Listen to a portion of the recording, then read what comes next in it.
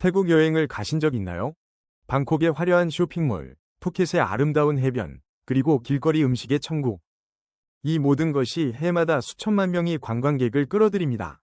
하지만 만약 태국의 진짜 경제 규모가 이 공식 수치보다 훨씬 더 클 수 있다면 어떨까요? 우리가 조사한 바로는 공식 통계에 잡히지 않는 거대한 그레이존 경제가 존재합니다. 외국인들이 법적 허점을 이용해 부동산에 투자하는 돈, 성매매 산업의 거대한 규모. 최근에는 서방 제재를 회피하려는 러시아 자금이 암호화폐를 경유해 약 140억 달러 규모로 유입되고 있어 충격을 주고 있습니다. 즉, 태국의 실제 관광 관련 경제는 공식 발표의 2배가 넘을 수도 있다는 얘기죠. 태국이 이런 복잡하고 거대한 경제 시스템을 만들어낸 구체적인 메커니즘은 무엇일까요? 태국 경제를 움직이는 진짜 규모는 공식 통계에 없습니다.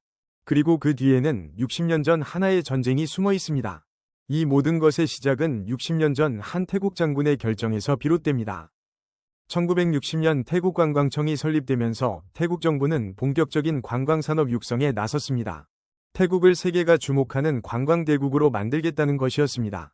이 체계적인 관광산업 육성 전략이 얼마나 성공적이었는지는 숫자로 확인할 수 있는데 1960년 외국인 관광객이 단 8만 명에 불과했던 태국이 2024년에는 3,500만 명을 유치하며 무려 437배나 증가하는 놀라운 성과를 거둔 것입니다. 그런데 이 계획이 성공할 수 있었던 것은 베트남 전쟁이라는 예상치 못한 기회가 찾아왔기 때문입니다.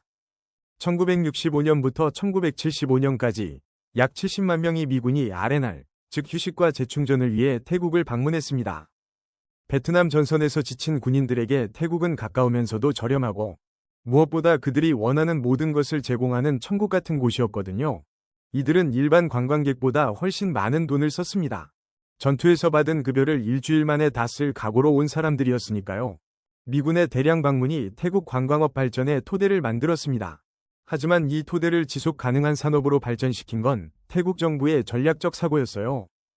다른 나라들이 미군 기지를 임시시설로 여길 때 태국은 이를 영구적인 관광 인프라로 바라봤습니다. 미군이 건설한 7개의 공군 기지는 나중에 민간공항으로 전환됐고 방콕의 페차부리 로드에 조성된 아메리칸 스트립은 늪과 논밭을 메워 만든 활락가였지만 지금은 태국 관광업의 상징적인 장소 중 하나가 됐습니다. 흥미롭게도 이 시대에는 태국 실크의 왕으로 불린 미국인 사업가 짐 톰슨 같은 인물도 있었는데 그는 1967년 말레이시아 카메론 하이랜드에서 산책 중 갑자기 사라져 5,000명이 11일간 수색 작업을 벌였지만 흔적조차 발견하지 못하는 미스터리한 사건을 남기기도 했습니다. 베트남전이 없었다면 태국의 관광산업도 없었을 것입니다. 이것이야말로 역사의 가장 기묘한 역설 중 하나죠. 그렇다면 이렇게 기반을 닦은 태국 관광업은 이후 순탄하게 성장했을까요? 아닙니다. 진짜 전환점은 위기에서 찾아왔습니다. 1997년 태국은 심각한 금융위기에 빠집니다.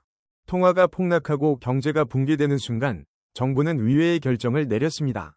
바트화가 달러 대비 급격히 하락했죠. 경제가 어려워지고 실업률이 치솟았습니다. 국가 경제가 나락으로 떨어지던 그 순간 태국 정부는 이 재앙을 관광업 부흥의 기회로 바꾸기로 했습니다. 1998년 태국은 어메이징 태국 캠페인을 시작합니다. 절반 가격에 즐기는 동남아 여행이라는 메시지로 전 세계에 태국을 알렸죠. 바트와 약세를 반값 세일처럼 포장한 겁니다. 결과는 놀라웠습니다. 2000년 태국 관광객은 990만 명을 돌파했고 외화 벌이로 국가 경제가 빠르게 회복됐습니다. 하지만 이 성공적인 회복이 오히려 태국을 더 깊이 관광에 의존하게 만들었습니다. 2019년 관광객은 4천만 명을 넘었고 관광 수입이 태국 경제의 핵심 축이 되었습니다. 하지만 여기서 중요한 질문이 생깁니다. 태국의 공식 관광 통계에는 3가지 거대한 경제 활동이 완전히 빠져 있습니다. 첫 번째는 외국인 부동산 투자입니다. 태국 법상 외국인은 토지를 소유할 수 없어요. 그런데 노미니 회사라는 우회로가 있습니다. 태국인 명의로 회사를 만들고 외국인이 실질 소유하는 구조죠. 두 번째는 러시아 제재 우회 자금입니다. 2022년 전쟁 이후 서방 금융망에서 차단된 러시아 돈이 암호화폐를 거쳐 태국 부동산으로 흘러들어오고 있어요. 세 번째는 성매매 산업입니다. 공식적으로는 불법이지만 거대한 경제 활동을 창출하고 수십만 명이 종사하는 것으로 추정됩니다. 때문에 태국의 진짜 경제는 공식 통계보다 훨씬 클 것으로 추정됩니다. 이 세 채널이 어떻게 작동하는지 살펴보면 태국이라는 국가가 얼마나 정교하게 설계된 이중 경제를 운영하고 있는지 알 수 있습니다. 특히 러시아 자금 유입과 성매매 산업의 구조적 메커니즘을 자세히 들여다보면 태국 경제의 진짜 모습이 드러납니다. 먼저 러시아 자금부터 보겠습니다. 2022년 러시아가 우크라이나를 침공한 직후 서방은 러시아에 대한 금융 제재를 시행합니다.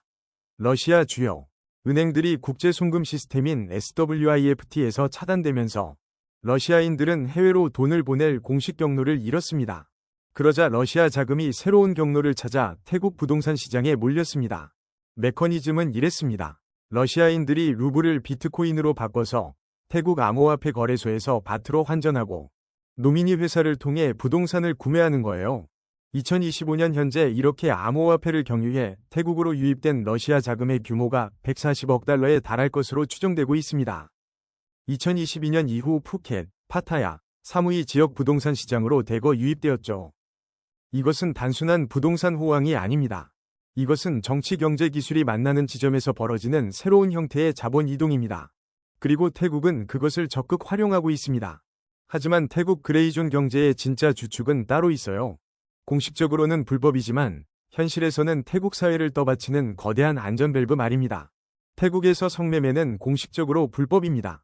하지만 현실은 완전히 다릅니다. 이 모순 속에는 깊은 경제적 필연성이 숨어 있습니다. 이 산업이 막대한 규모의 경제활동을 창출하고 수십만 명이 종사한다는 추정이 있어요. 경찰 단속이 이루어지긴 하지만 전체 종사자 대비 제한적인 수준에 불과하죠. 왜 이런 이중 구조가 유지되는 걸까요? 답은 농촌에 있습니다. 특히 동북부 이산 지역에서 농업만으로는 기본 생활비를 감당하기 어려운 농민들이 많아요.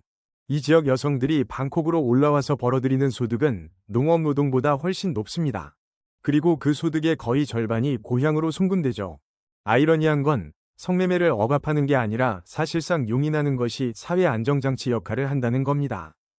이것이 바로 태국 경제의 가장 복잡한 부분입니다.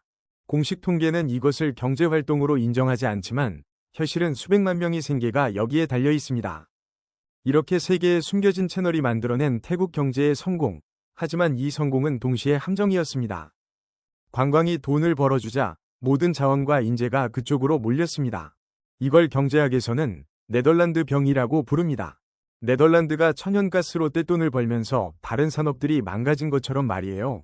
지금 말레이시아와 베트남은 반도체, 하이테크 산업으로 전환하고 있습니다. 하지만 태국은 여전히 저부가 가치 서비스업에 매달려 있어요. 2020년 코로나가 터졌을 때 이 취약성이 그대로 드러났습니다. 관광객이 오지 않으니까 태국 경제가 큰 타격을 받은 겁니다. 제조업이 탄탄했다면 이렇게까지 타격이 크지 않았을 텐데 관광 의존도가 너무 높다 보니 한 번이 팬데믹에도 경제 전체가 휘청거린 거죠. 여기에는 태국 사회의 구조적 문제도 숨어 있는데 상위 1%가 전체 부의 66.9%를 보유하여 세계에서 가장 불평등한 국가 중 하나라는 점입니다. 관광업의 성공이 만들어낸 극심한 빈부격차가 사회 전반의 불안정성을 키우고 있는 것이죠. 이번형이 지속 가능할까요? 아니면 우리가 보는 것은 빙산의 일각일까요? 태국의 경제는 빙산입니다. 보이는 부분인 공식 관광과 보이지 않는 부분인 그레이존으로 이루어져 있습니다. 공식 관광 수입만 따지면 상당한 규모입니다.